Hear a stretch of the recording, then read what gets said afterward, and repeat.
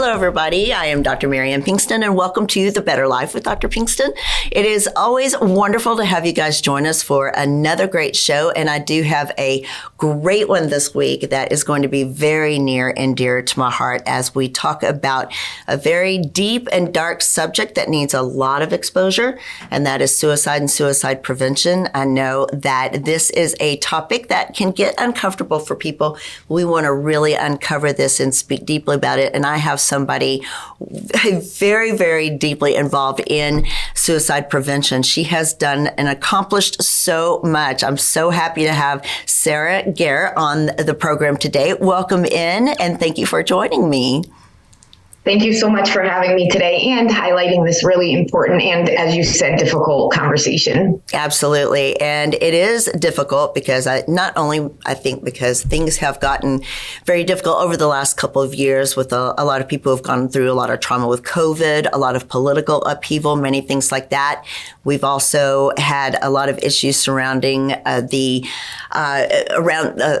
border and immigrants, but then also a lot of military issues, I think, over the last, for 10, 20 years now. It's been a long history. And I know you have a lot of history with working with the military and suicide prevention. So tell me about you. I want to hear about you and what you're accomplishing and your background. Well, thank you so much.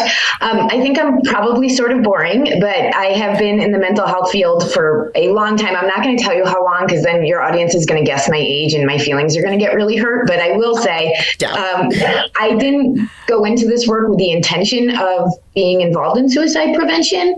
It sort of fell in my lap. And actually, at first, I didn't think I wanted to do it because I am a suicide loss survivor. Mm-hmm. And so when the opportunity first came up in front of me, I was really tempted to shy away from it. Sure. And I'm glad I didn't, because there's a lot of hope. There's amazing people doing this work, and, it's so important. Yes. But it is hard. And the last several years, we've had some moments of some hope because we saw our numbers come down for 2 years. Yeah. Unfortunately, that progress is starting to turn around, and we are climbing back up. Right. And you're right. There's been a lot of things going on, and I think that is really important because so much of the world is going to focus on mental health conditions. Right. But the truth is, in my view, so let me say my truth, is that social issues play a huge factor. Absolutely. In suicide. Yeah. And, like you said, with the pandemic, but a lot of other things that have been going on, I think, are drivers as well. Well, what do you think is underneath driving all of that? I mean, we've mentioned the highlights of, a lot of trauma that have hit the world lately, but there's a lot of deep personal trauma that people are having to deal with underneath all of that as well. And I know I know you are a suicide survivor. Like you say, you've had probably somebody in your family. I'd love to hear your story, and I know everybody else would too, as have I. I lost my sister to suicide in 2016. And then, of course, I work with a lot of patients who, their families have suicide, have lost patients. I mean, it's a huge array of people who have either lost somebody or we've known somebody who has committed suicide. So tell me your story. What have you experienced? Yeah. So by the time I was 20 years old, I had lost 3 friends to suicide. The third one being my first really, best friend in my life. And it impacted me very deeply. And it's also part of why I push back on the medical model, because she had gotten a lot of treatment. She had been medicated many times. Sure. And I feel as though the essence of who she was never really addressed, and the impact of all the trauma she had was never really addressed. Everything got blamed very quickly on a mental illness. Right. And there was a lot more to her than that. Yes. And so that's part of the work that I'm doing. And I am swimming upstream. People are not ready to start having this conversation in a lot of the circles I'm in. But there was a term coined called deaths by despair. It was actually coined by economists, but what it's looking at is specifically alcohol-related deaths, opioid-related deaths, and suicide-related deaths. Yeah. And, the root cause of all three of those things being despair. Right. So when we think about suicide, so much of the conversation has been around mental illness and getting therapy and getting medication. And a lot of people are out there pushing this narrative that not enough people are getting to help, which, depending on which way you look at the data, you can make that argument. About 50% of people who die by suicide have not received any mental health care, right? So there's certainly a reason to make that argument. However, about right around the 50% mark, give or take a little bit, half received mental health care and still have gone on to die by suicide. And so it's what's prompting me to really get out there and make the argument that we need to do more than just get people to help. And I want to be very clear, help helps a lot of people. Therapy, even medication, can make a huge life-saving difference for a lot of people. Right. I just don't think it's the only answer. Things you had mentioned in our emails, whatnot, soul exhaustion, and I'll share something very, very private, and I think it's very important to do this. And that is, you don't have to be, in my mind, depressed necessarily or have a mental illness to even think about suicide or think about just needing peace.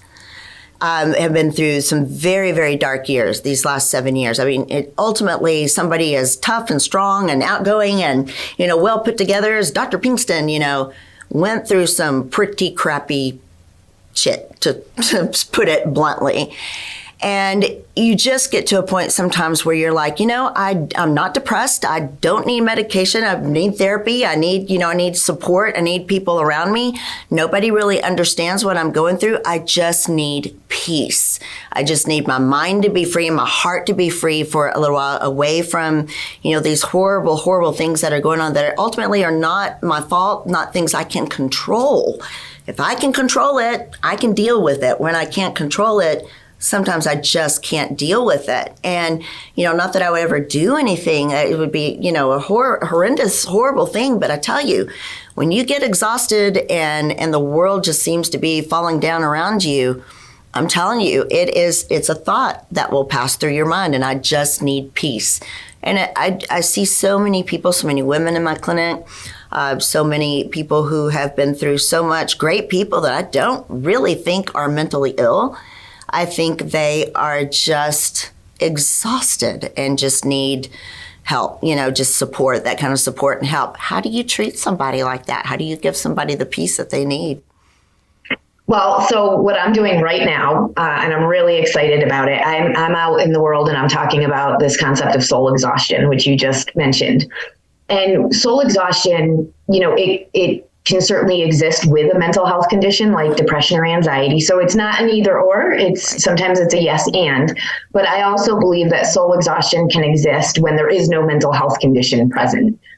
And I'm not an expert on the soul, so I'm going to share with you what I'm learning, which is there's two really prevalent definitions for the soul. And one of them is sort of that theological definition, which is looking at the soul through religion and spirituality as the part of us that lives on beyond death.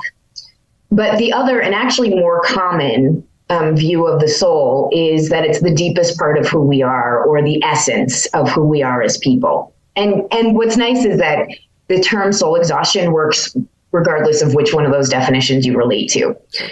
And this idea really came to me in the context of suicide loss, as you had mentioned. One, a lot of loss survivors don't realize that it is sadly extremely common to experience suicidal intensity yourself after losing someone that you love to suicide. And so when that happens, it can be very terrifying, but we know that is a fairly common experience for loss survivors. But I had struggled for 20 something years to find the way to describe the impact of my best friend's death. And I could explain the grief, which lots of people, experience grief and can kind of understand, but that didn't capture it for me. And I could explain the trauma, which is most often not talked about in the context of suicide loss. People don't really acknowledge that it's not just the grief, but it's also the trauma that we experience as loss survivors. Right. And even still, that felt like it didn't capture the entire experience. And then it occurred to me one day, and I have a whole story I tell about this, that what I was experiencing after her death in particular was really soul exhaustion. It was the exhaustion of the deepest part of who I am.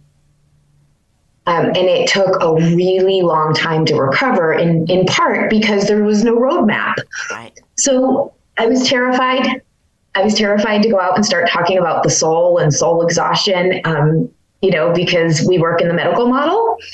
But much to my excitement, I'm getting an incredible response. In fact, I was just a keynote at the at the American Association of Suicidology in Portland, Oregon last week, where I had a standing ovation. So I'm really excited that people, they hear the term, and this is actually the most exciting. I'm looking at how people understand the concept of the soul, but also what they think soul exhaustion would be. And what's really interesting is people find it easier to define soul exhaustion than they do the soul, which is really interesting to me and exciting. So now what I've done is I've pulled together just a brilliant group of colleagues and friends to help me create a soul exhaustion and soul care workbook. Wow. So I have myself on a strict timeline because there are things, you ask me if I sleep sometimes, but there are things that really can make the difference. And, a lot of it I've learned by accident.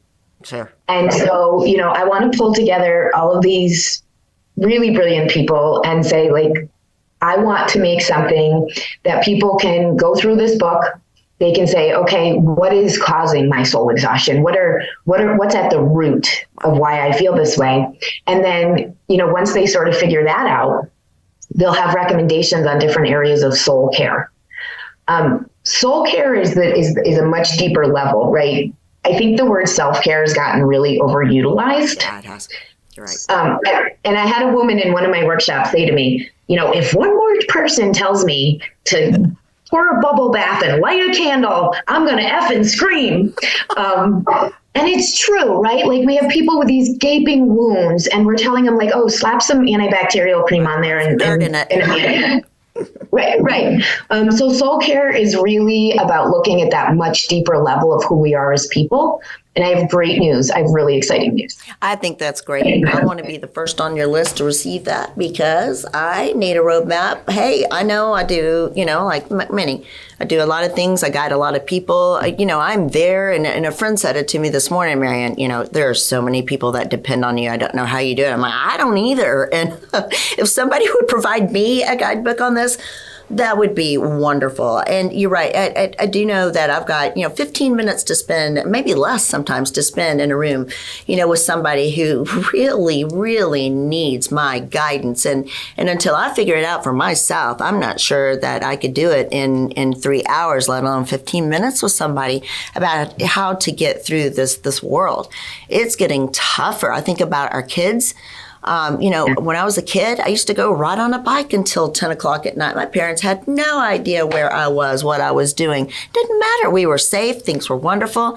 These days, though, the bullying, the social media, the comparisons, the pressures, our kids have it so much harder. They don't have a childhood anymore. They're dealing with these things and they're so exhausted by the time they get to 12.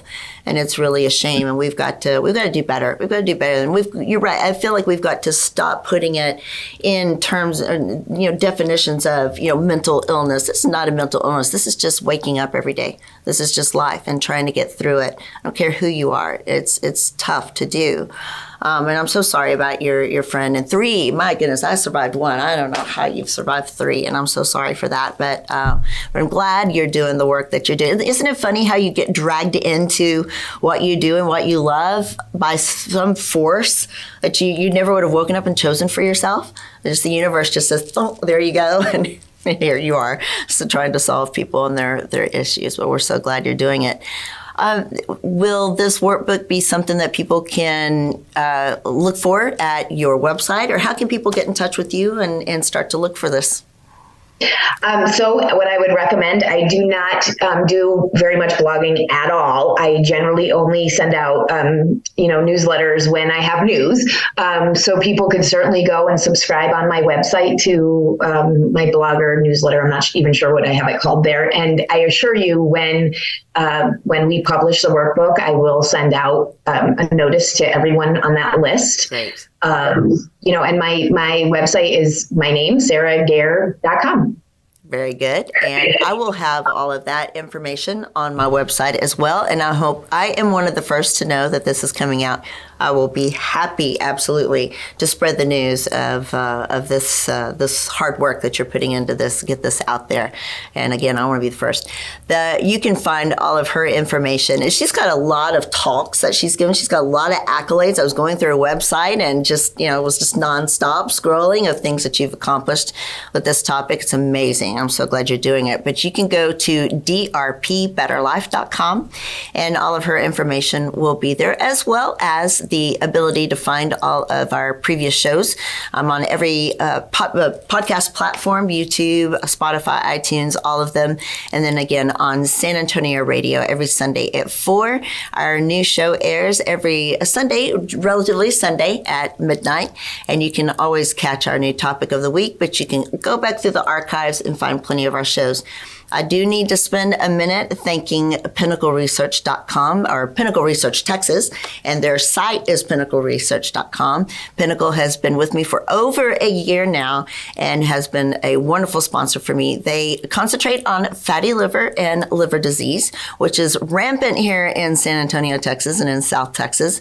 And so pinnacleresearch.com, you can visit their website, sign up for a free Fibroscan, takes just a few minutes. There's no needles or radiation or anything involved, no pain whatsoever.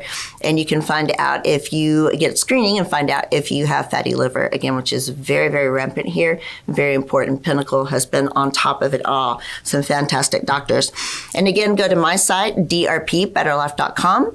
I will have plenty of information about Sarah there. And you can reach out to see what she's doing lately and then hopefully get this workbook, which I can't wait to get my hands on.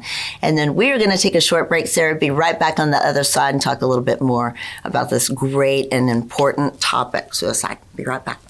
Fatty liver is linked to two different situations, alcohol and diabetes or obesity. In both cases, patients can have no symptoms. In the United States, and in particular, Texas, the most common cause of liver disease in general is non-alcoholic fatty liver. Again, associated with overweight, obesity, and or diabetes. Additional risk factors include high cholesterol, high blood pressure, Hispanic ethnicity, and postmenopausal status. At Pinnacle Clinical Research, we offer a quick, non-invasive ultrasound-based screening assessment called Fibroscan. This test is done at no cost to you, and we do not take insurance. The test will measure the fat and stiffness in your liver and stage your risk and development of fatty liver disease. You will meet with a provider immediately following your scan to go over your results. If you're interested in getting more information on your liver health, please call 210-982-0320 and schedule your Fibroscan today. We are conveniently located in the Medical Center at 5109 Medical Drive.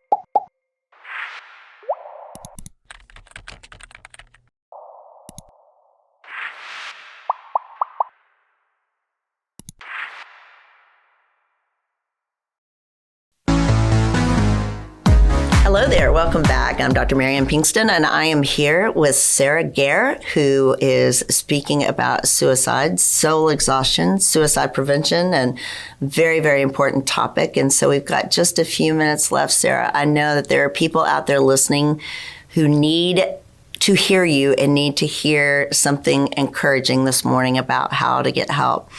What do you have to say to those out there? Thank you so much for highlighting that. So for anyone who's listening right now who has been going through a really hard time or is supporting someone going through a really hard time, here's what I want you to know. You're not broken. You may feel very, very broken. And I understand that. And a lot of people are feeling that way too right now. But there are a lot of ways to make life feel hopeful again. One of the things that I talk a lot about in soul care, but also the mental health field would completely support this statement, is the importance of social connections. And often the more alone you feel, the more important those social connections have become. So if you're a suicide loss survivor, I really recommend that you connect with an organization like the American Foundation for Suicide Prevention that has support groups around the country for loss survivors. There will be nothing that helps you heal more than meeting other people who've been through the same thing you've been through. Right. And if you're somebody who's struggling with thoughts or fighting against thoughts of suicide yourself, go online and look for peer support programs. And again, for the same reason that the AFSP groups are so helpful, the most hopeful place you can find is meeting other people who have lived with the same challenges that you are facing. Mm-hmm. So I cannot stress enough, both from a mental health perspective, but also a soul care perspective, the importance of social connection. And if you're not ready to take that step, please know that 988, it's now a 3-digit line, right, is available 24 hours a day, 7 days a week, with amazing people throughout this country sitting there just waiting to provide support to anyone. And I'm pretty sure you hit 1 for the Veterans Hotline. But what we know about suicide is that for most people, the decision is made, the action is taken within a pretty short window of time, which means impulsivity is a real factor. Right. We also know that most people who survive an attempt will not go on to die by suicide. And what that means is if the thought is there and you're feeling drawn in that direction, the one request I have is just give it some time. In most cases, that thought, that urge, that feeling will pass. What's tragic is in so many instances, time is not given. And especially when people have access to very lethal means, such as firearms, it's just too late. So what I ask anyone who's struggling to do is, 1, find social connections, and 2, take some time, give it some time before you do something that can't be turned around. Absolutely. And again, shout out to 988. We have amazing people around this entire country who are just sitting there waiting to help people. Wow. That's great. We will have, if you will help me and provide me with the some of the websites that people can go to, I'll have those as links on my website so that you don't have to remember anything. You just go look and hit a link and get to where you need to go. And I'll highlight that information as well to make sure people do have that. I think reaching out is huge. It's hard to do. You feel embarrassed. You're feeling overwhelmed already. You feel embarrassed. You feel like people are going to judge you. And that is absolutely not the case. There are so many people like me, like you, who are willing to sit down with you, just listen and just, hold a hand and put a stop to, those impulsivities and help you walk over that bridge so that you can move forward. And it's nice to know that those who attempt do not go on to attempt and survive, as you said, do not go on to fully complete their task, because I thought they did. And I know that from my sister, who attempted 8 times. So it was, soul exhaustion, some mental illness on her part, but I know that she did not understand and know of the resources that were out there for people to help her. She felt embarrassed and judged each time. That is not the case. There are people who really want to help you, and people who understand probably more than you can ever realize what you're going through, and want to see you cross that bridge, because you can get to the other side. You can get past those thoughts. You're right. Time is so important. You can get to the other side and get past those thoughts and feelings. Just know that people are out there. 988 and then drpbetterlife.com. I'm going to have all of those websites. Sarah's going to be so gracious and provide. And we'll have that there for you so you can hit a link. How can people get in touch with and find more information about you and what you do? Well, certainly visiting my website is sarahgaer.com, sarahgaer.com. I'm also on LinkedIn, Twitter, and I have a Facebook page. I although full disclosure, I don't do a great deal of posting, but you can find me in those places. And certainly reach out to me in any of those avenues. Wonderful. And I'll have all of that information as well. And hopefully in the next 6 months or so, we're going to hold you to it to get that workbook out for soul exhaustion, because really, again, it's not just about mental illness. It is about how tough this world can be on you sometimes, and just knowing that there is support and that people do care and that we want to see you get past all that pain inside and trauma and suffering and have a better life and get out there and help somebody else get past it as well. So drpbetterlife.com. Sarah, thank you so much for being so patient. We've almost had you on a couple of times. It has been touch or go, but I appreciate you being on. You do very important work, and I'm glad to know you, and we can't wait for that book workbook to get out. You got lots of other things that people can see. You've been very important to everybody this morning. Thank you. And for everybody watching out there, have a great week. Any last thoughts for anyone out there? Well, just one last thought is, therapy gets a really bad rap. And but it's like the right pair of shoes, right? Once you find the right pair of shoes, you no longer say, "Oh, I'd rather be barefoot." And so, just for folks who are out there having a hard time, give it a chance. If you're struggling, it is worth giving and trying to find the right therapist. It's so true. Much more eloquently than I do. I usually tell folks in clinic, it's kind of like having a boyfriend, girlfriend, significant other. It's like, if that one isn't working out, you break up with that one and you go on to the next one until you find the right fit. But I like the pair of shoes. That's much more positive and better. So, but it is, you have to find the right person and the right fit for you. You do have to sometimes seek it out. It's not always the first counselor that you meet, but it is exceedingly helpful. So very good point. Sarah, again, thank you so much. Everybody have a great week. We'll have all of the information on the website, drpbetterlife.com. Thank you guys. Have a great week.